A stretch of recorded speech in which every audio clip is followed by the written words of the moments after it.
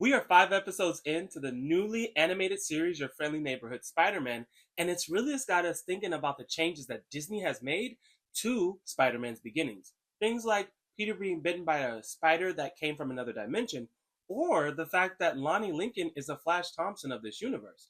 Not only that, but Nico Minoru is Peter's best friend, and we can't forget the fact that they're no longer at Midtown, but they're at a completely different school. I know one thing that Peter is happy about is the fact that he's no longer being antagonized by Flash Thompson. Instead, it seems like Lonnie Lincoln is providing Peter with a much needed friend who's charming, popular, and smart.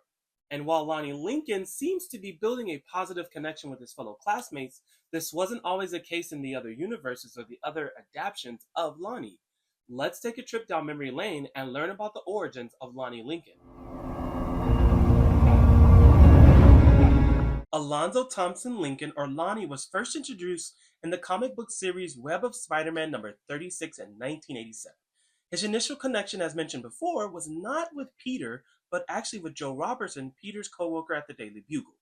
Although much doesn't come from Tombstone's intro in the comics, he is later seen in issue number 38, where he is newly employed by the Kingpin to get rid of the Hobgoblin.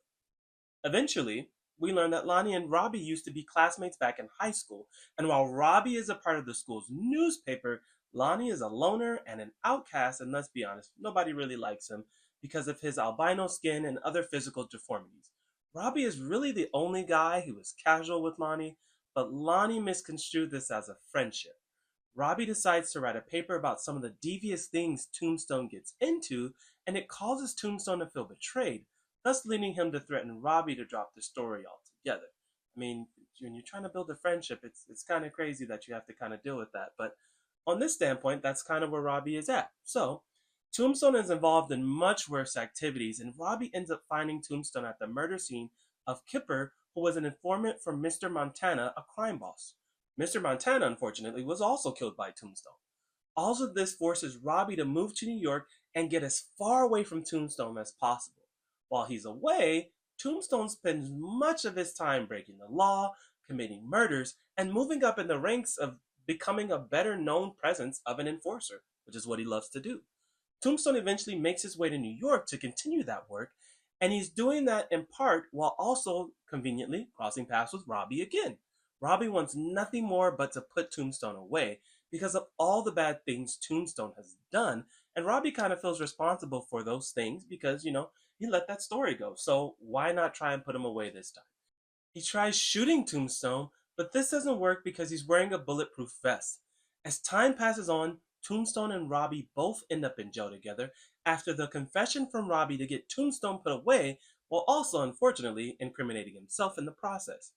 But, I mean, at this point, if you didn't expect it, they both escaped jail. You think that, you put these supervillains and people in jail and they're going to stay in jail, and then they don't stay in jail.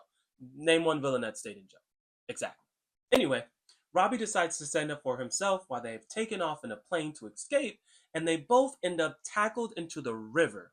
Now, Robbie has decided the only way he's going to be able to escape this man is if he stabs him with the pitchfork, which temporarily works, and he gets away. During his time working for Hammerhead, Tombstone has every intention, and I mean every intention, of still killing Robbie. And his plan is to lure Robbie into a plant factory.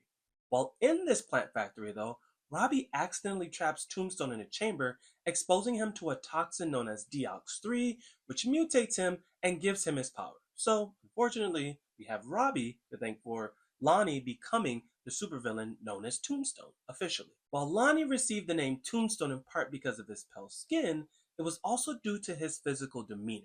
This guy is a big guy, regardless of whether he's got the super strength to go with. During his time in high school, he worked out so much and he was so tall that it just made him an intimidating force to be reckoned with.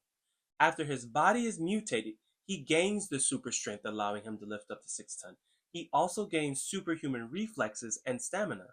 His skin becomes so durable that it's able to resist against blunt force, bullets, extreme temperatures, and even slightly resistant to electricity. So this guy has pretty much gone from being just a strong, big football player to becoming this ginormous, big, literal tombstone. Just stone. And at this point, the nickname he's gotten is simply based off the fact that he's built like a tombstone. Tombstone, though, eventually has a daughter named Janice. She spent a lot of time with her father and learned a lot about the habits he has, most of them bad, unfortunately. If that wasn't bad enough, though, she also becomes a lawyer and uses the system to her advantage, which, can you blame her? I mean, the system is already messed up to begin with, but if you're gonna be a bad guy and you're gonna be a lawyer, you might as well go ahead and do that. Much to the disapproval of her father, though, she decides to become a supervillain and take on the mantle of the Beetle, which kind of throws you for a left, but at the same time, like the apple doesn't fall far from the tree. Of course, she's going to become a supervillain. By the look of things, though, Lonnie has a tough road ahead of him as things continue on in your friendly neighborhood Spider-Man.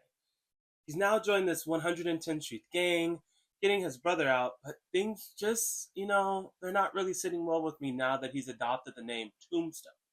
We'll see how his relationship with Peter will be now that he's joined this gang, but so far they haven't really ran into each other in school. If you enjoyed our story time today, don't forget to like and share this video and subscribe to Geek down below.